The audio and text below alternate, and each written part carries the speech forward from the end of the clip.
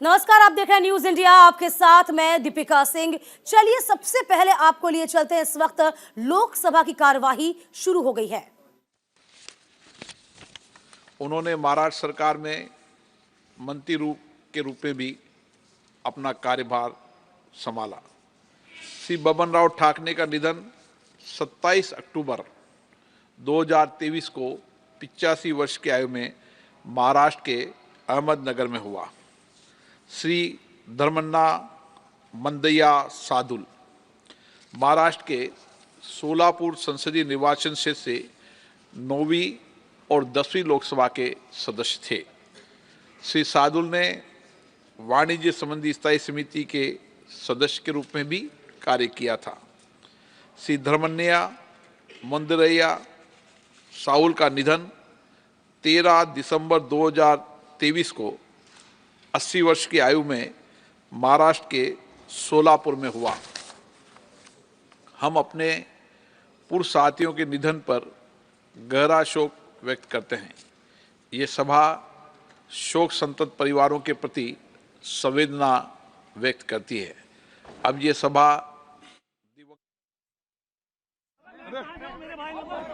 कौन है? अरे जरा इधर ले आओ भाई। यू कीप साइड, नीचे करो। हाँ, शुरू करें। साहिल भाई आप थोड़ा माइक इधर हमारे पास। इंडिया पार्टी के सारे नेतागण और यहाँ पर पधारे हुए सारे मेरे मीडिया के दोस्तों, आज हम जो ये प्रोटेस्ट कर रहे हैं, ये प्रोटेस्ट सरकार के खिलाफ ये आंदोलन है। सरकार ये नहीं चाहती, मोदी जी ये नहीं चाहते और सदन के मुखिया है वो भी नहीं चाहते कि सदन चले। लेकिन मैं माफी चाहता हूं कि जो चेयरमैन साहब ने एक मुद्दा उठाकर हम सारे संसद को उन्होंने एक तरीके से जातिवाद पर लाया है। अरे हम डेमोक्रेसी में बात करना हमारा हक है। हम चुने हुए सदस्य हैं और लोगों के भावना को पार्लियामेंट में बताना पार्लियामेंट मेंबर्स का कर्तव्य होता है, वो हम कर रहे थे। लेकिन यहाँ पर जो घटना घटी लोकसभा में, वही मुद्दे पर लोकसभा और राज्यसभा में हम ये उठाना चाहते थे कि क्या सिक्योरिटी ब्रीच कैसा हुआ, कौन उसके लिए रिस्पॉन्सिबल है और क्यों ऐसा हुआ, इसके बारे में आप सदन को बताइए। और सदन तो ये देश का बहुत बड़ा पंचायत है। अगर आप सदन में नहीं बोलेंगे तो कहाँ बोलेंगे?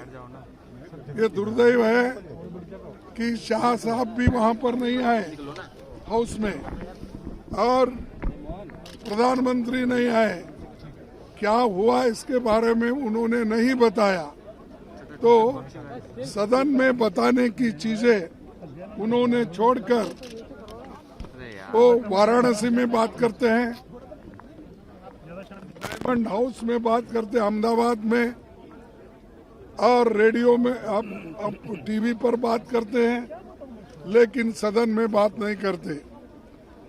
ये सदन का अमर्यादा उन्होंने किया और सदन में आके जो बातें बोलनी थी कानून के मुताबिक, he should come and speak in the house first, Lok Sabha, Rajya Sabha. Instead of that, he was speaking outside Lucknow, Varanasi and Ahmedabad, everywhere he is speaking, but he did not turn up in the Lok Sabha or Rajya Sabha. This is really condemnable, and it is also he violated. It becomes a privilege case, but in spite of that, we are repeatedly requesting the chairman of the Lok Sabha, Speaker of the Lok Sabha, and chairman of the Rajya Sabha. We are requesting you allow us to speak, and we will give some facts, and you should explain why this happened, one thing. Secondly, purposely, the ruling party people are disturbing the proceedings.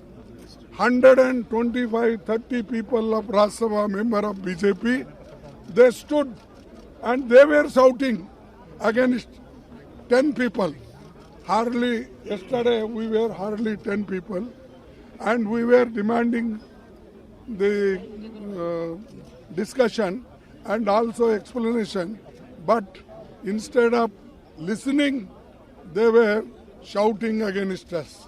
And it is first time happened that a parliamentary affairs minister along with 125 people standing in Lok Sabha, Rajya Sabha, standing in. ये बात सच है कि मैं उनके साथ दर्शन के लिए जब वहाँ गया था तो जो रिंग रोड बनाने की बात उन्होंने की है वो बिल्कुल सही है।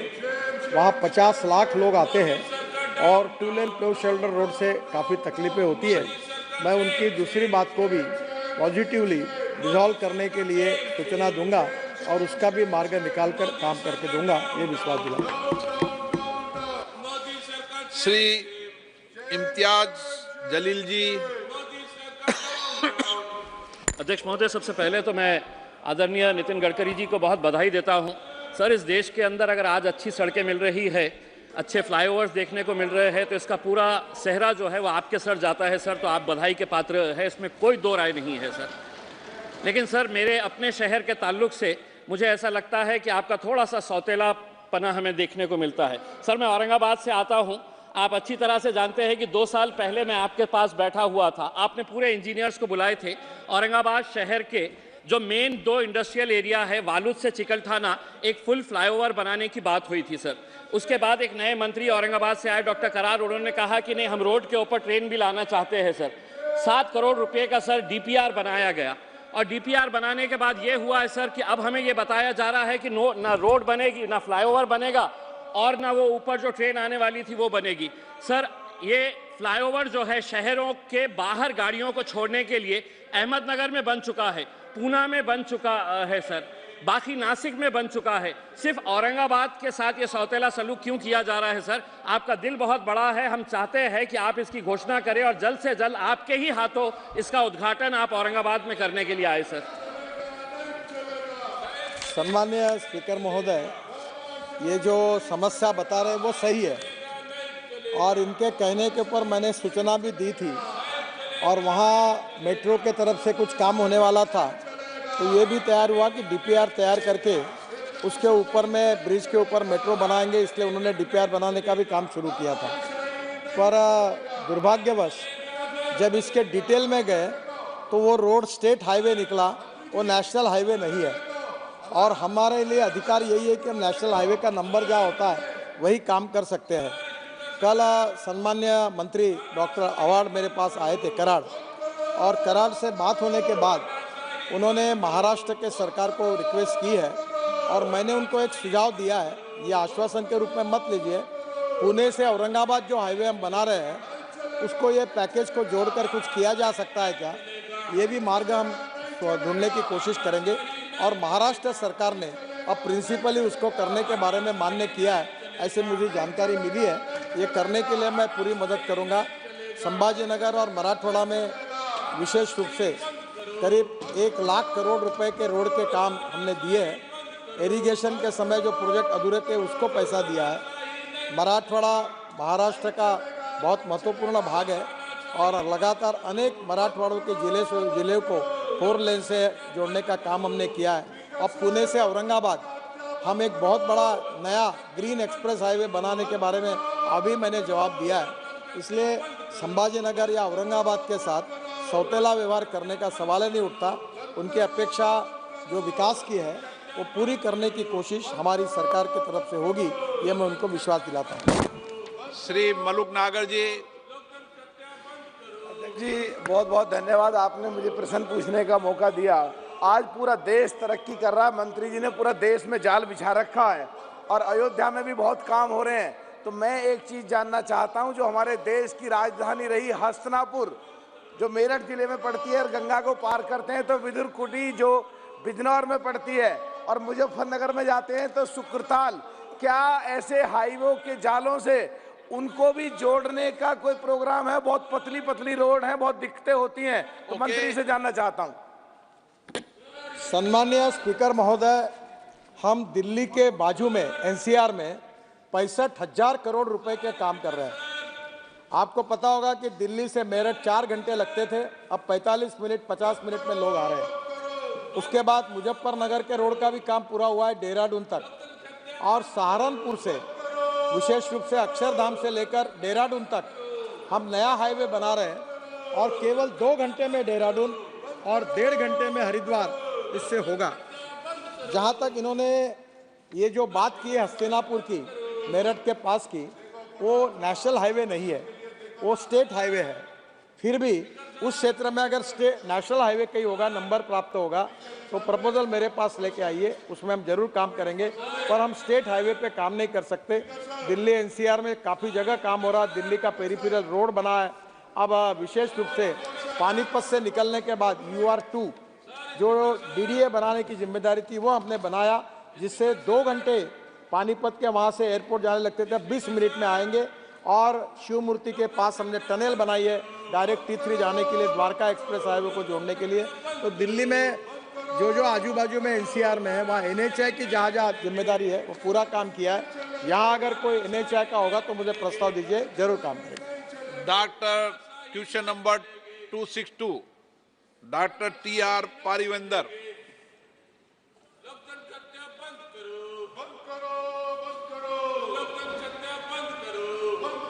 माननीय मंत्री जी,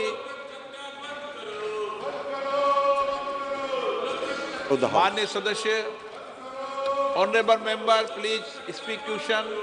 Yes, sir. Sir, my first supplementary question is, the Civil Aviation Ministry is planning to open its second airport at Parandur, Chennai.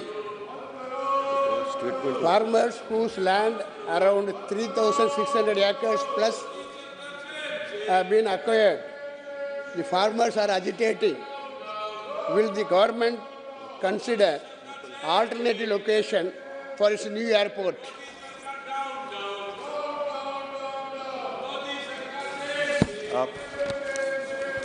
महोदय, ये सवाल था कुछ आइडल हवाई जहाज जो रखे हुए हैं, और जहाँ तक अभी जो पूछा गया है वो है कि क्या नया एयरपोर्ट बनेगा। जहाँ तक तमिलनाडु का सवाल है, नए एयरपोर्ट के बारे में तमिलनाडु से बात हुई है और उसके बारे में उनकी तरफ से एक सिफारिश आई है जिसके ऊपर सर्वे चल रहा है।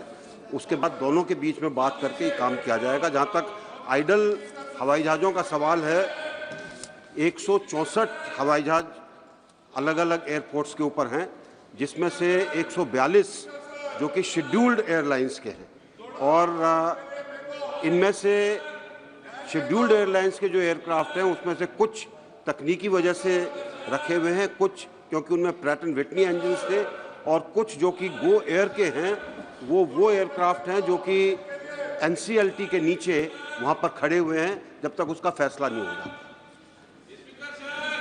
Supplementary, honourable member. Yes, sir. Thank you, sir. My supplementary question, in case the government is particular to start this,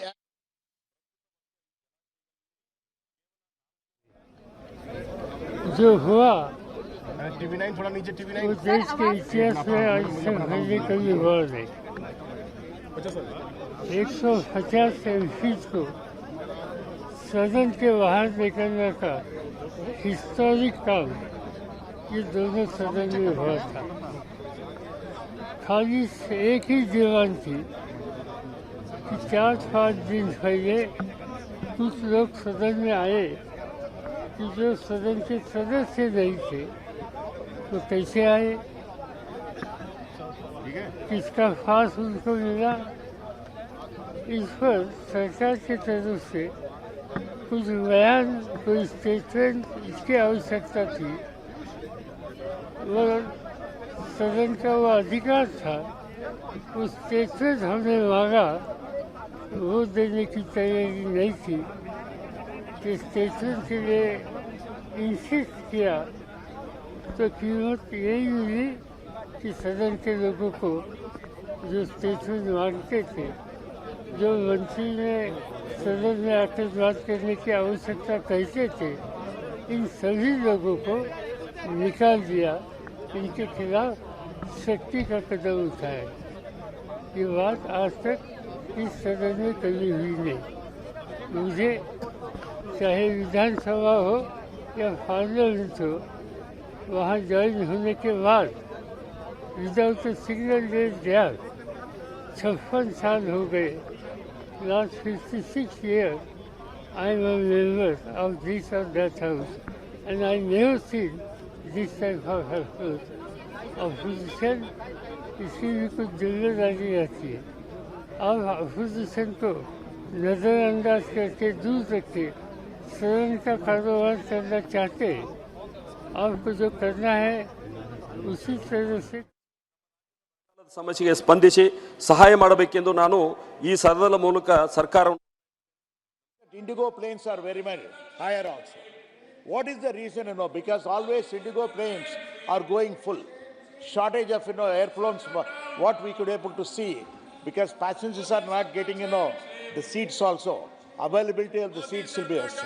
Why can't, the government, the Civil Aviation Ministry, talk to them and put them into the use, sir, so that it will facilitate a lot of hurdles, for the passengers will be relieved now.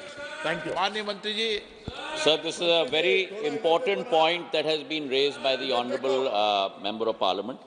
I would like to assure him through you, sir, and the House that our fleet is expanding at a very rapid pace. The Indian civil aviation sector, which had only 400 aircraft in 2014, today has increased to almost 644 aircraft, taking into account AOG, aircraft on ground, which today the number stands at roughly at about 140 from the point of view of the scheduled commercial airlines. With regard to his pointed question on Indigo, the problem is not necessarily Indigo or any other aircraft. The problem is the engine supplier Pratt & Whitney.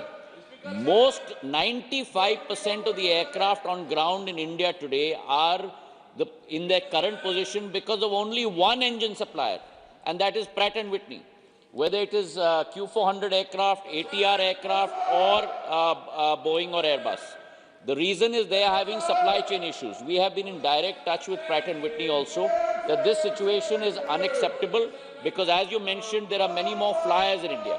Having said that, I'd like to assure you, through you, sir, the House, that even though aircraft on ground are 140, our fleet is continuously expanding.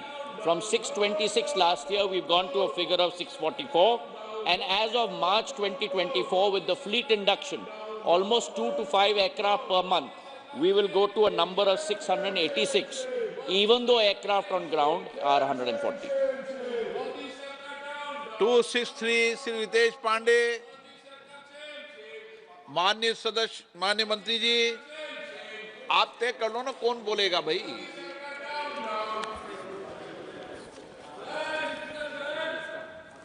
माननीय सदस्य।